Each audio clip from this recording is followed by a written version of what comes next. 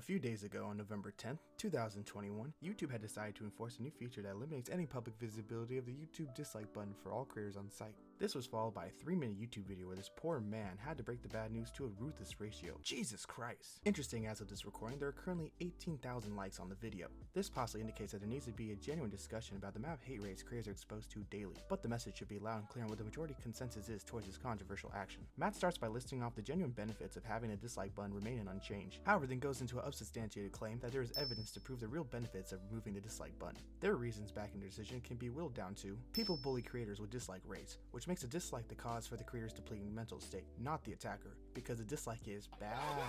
And other creators are too embarrassed / are harassed endlessly to keep their dislike counts public. The evidence they have supporting their claims is, get this, when they removed the button, they saw a reduction of dislike attacks. What? Yeah, no shit. The button isn't going to be public, so you may see why no one was really interested in interacting with it at all. I assume that was implied.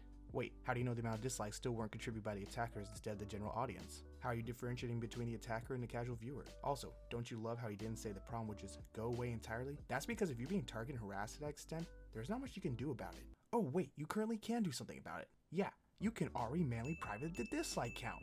What? Yeah, I know.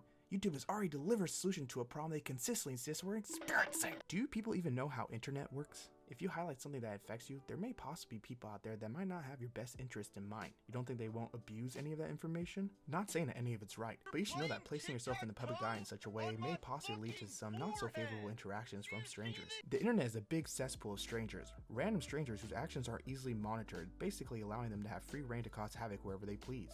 Does it make it right? No. Does it make any sense? No. But that's the way the cookie crumbles. How about if YouTube actually starts working with creators to find more internal solutions that can assist creators with coping with abuse rather than making that disgusting number temporarily disappear since it's only being relocated? Oh yeah, did I leave that part out? The poor, distraught, and vulnerable creator who can barely handle being trampled by the wrath of the vicious dislike count, unfortunately still has access to view their counts in all their horror in the creator studio. I feel like instead of YouTube taking any action of resolving their problem, they just amplified it. YouTube has revived this massive amount of backlash where the world has witnessed in hilarity their inability to properly handle in any manner. They were literally bullied by viewers and creators into making a Watch Mojo Top 10 ripoff for the latest and final rewind until they ultimately and bitterly ended their 9-year streak. Now I believe that it's probable that creators are being bullied to keeping their dislike counts public. To what extent, I don't know, and I feel for them, I truly do. No one should ever experience that level of hate, doxing, death threats, and stalking that may possibly fall the responsibilities of becoming a public figure. There shouldn't be real-life consequences that actually affect creators' everyday lives, like preventing them from getting a job or not allowing them to feel safe enough to leave their homes. People should not be randomly appearing at their favorite creators' houses in hopes for an interaction. These unhinged stands shouldn't be spending every waking moment breathing down their favorite creators' necks while driving not safe for work out of them while the victim has clearly and publicly expressed their discomfort. And creators should not have to prepare to be swatted by some unknown degenerate. But riddle me this, YouTube. Creators have been bullied to keep their subscriber counts public for years without any intervention. Are you suddenly going to remove sub counts as well? Because such a large wave of unsub can be pretty harmful towards a creator's mental health. Where did this newfound passion towards protecting creators come from, YouTube? Was it there when you're unfairly demonetizing creators? You mean the same creators you stressed out to no end? Allowing false community guideline strikes and DMCA claims to run rampant throughout your site without any consequence? The same creators who you yourself have deleted unfairly and unjust, leaving all their livelihoods and hard work to be just as relevant as your new dislike button? You keep saying that you're supporting protecting the community and small creators, but I don't see any of them supporting this move. The man who's delivering this news isn't even a small creator. I see his backlog is filled with high-level production comedy skits that feature prominent YouTubers at the time. Maybe 12 years ago you were a small creator, but Jesus, 12 years and you still haven't experienced and adapt to bad actors plaguing your comment section and counts? Must be nice. So how about we dive into the whole dislike targeting? What is it about? Who's being targeted? Who's doing the targeting? Are you speaking about the dislike raids that are being inflicted by hordes of bots? Because I don't think playing peekaboo will be very effective towards the bots. You know, possibly the same bots that are currently attacking the official announcements comment section, with countless accounts posting the same written message over and over again. Are you going to give us any examples of anyone who's being targeted? I know you have to be cautious when revealing the identity of anyone who's being harassed, but is there anything you can deliver on the matter other than saying, trust me, the test results are real? But fine, let's just say you remove the dislike button, whatever. How does this benefit any of the creators who are being harassed if they are still out of view that distasteful count? I have so many questions. Please, YouTube, elaborate on this. How is this all going to work out? Now, a few common questions we saw from the initial experiment. First, without a public dislike count, how can viewers tell if a video is worth watching? Again, I kind of had this question too, but it turns out that while viewers might use the dislike count to give them a sense of a video's worth, when the teams looked at the data across millions of viewers and videos in the experiment, they didn't see a noticeable difference in viewership, regardless of whether they could see the dislike count or not. Wrong! Hang on, how does that answer anything you just said? You didn't answer on how anyone can differentiate between good and bad content under these circumstances. And that's because I don't believe you can. I believe that question can only best and properly be answered by the general public with the already perfect rating system in place. Any opinion of worthiness in a particular video is invalid and should be uninfluenced by the amount of views and instead should be subjective, solely and purely based off the individual viewer, not to be controlled and influenced by the hands of the platform with agendas. I don't even understand on how the amount of viewership can determine the value of video, since basically anyone can click on and watch any video. Do you base the quality of a book solely by its cover? No. Just because so many people witnessed your painting doesn't mean they saw your art. To me, you actually have to invest the time and effort in the material all by yourself to determine whether the content is worth your investment or not. Yeah, having such a large amount of viewers may draw attention to a product, but I just don't understand on how that correlation equates to the quality of the content within. Do the creators involved in this experiment possess a large and dedicated enough audience that won't be influenced and discouraged by counts? Did you account for watch time? What was the duration for each viewer? Have you even identified any members of the attack groups and deliver any form of countermeasures with disciplinary actions against them? I would argue that a video that may contain bad content could still obtain a large amount of viewership and result from the promotion the video receives that isn't only determined by the amount of views, but also contributed by the algorithm, public interaction, and other third-party advertisements. There are so many variables that go into a video's analytics, from the promotion interaction to the watch time and so on. I feel like YouTube is making all this sound less complicated than it actually is, as they leave out critical and credible analytics to allow their data to appear more appealing. Next common question. If creators can still see the dislike count on the back end, how's that any different?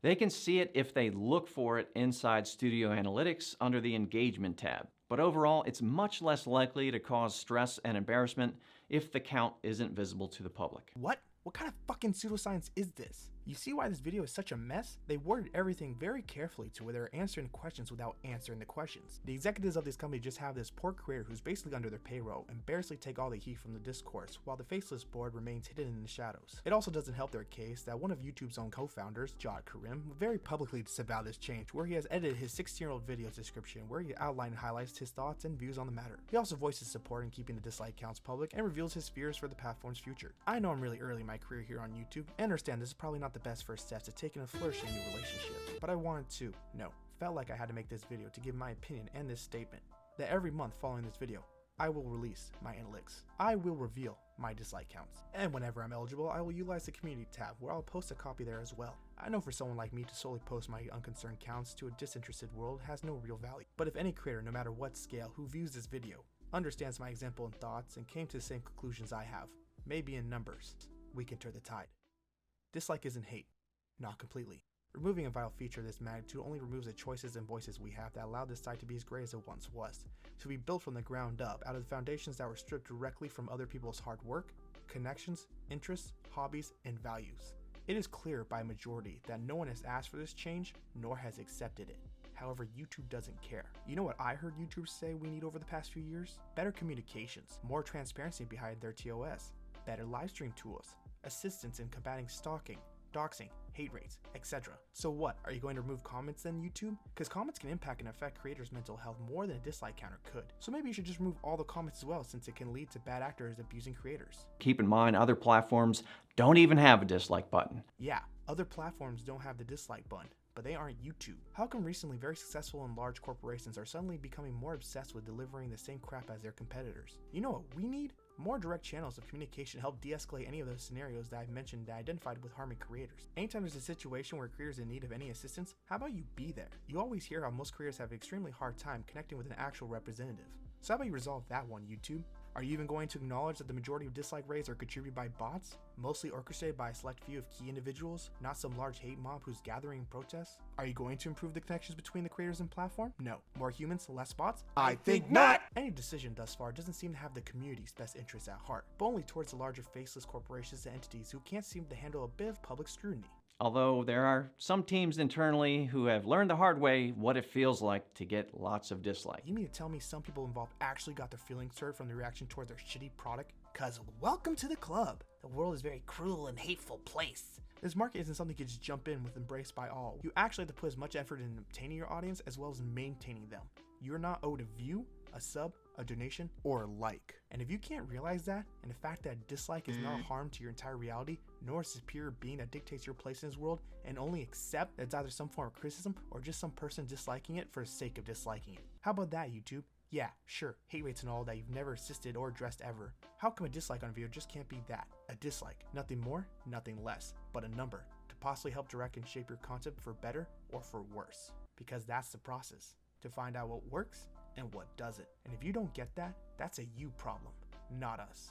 So you are telling us, under the same breath, that there is a genuine value in keeping the dislike button, while claiming that it's harmfully affecting creators without backing any statements made, while you are restricting everyone's right and expression and opinion by removing the dislike button altogether without choice. And in that same video you have the balls to say, when half of YouTube's mission is to give everyone a voice, while you are simultaneously and pathetically disregarding anyone's opinion on this matter, while hiding behind the shield of, for the people. YouTube's mission is to give everyone a voice, but YouTube doesn't want to speak to us, to you, because that's the ugly truth about this game. Unless you got the numbers to prove, you're voiceless.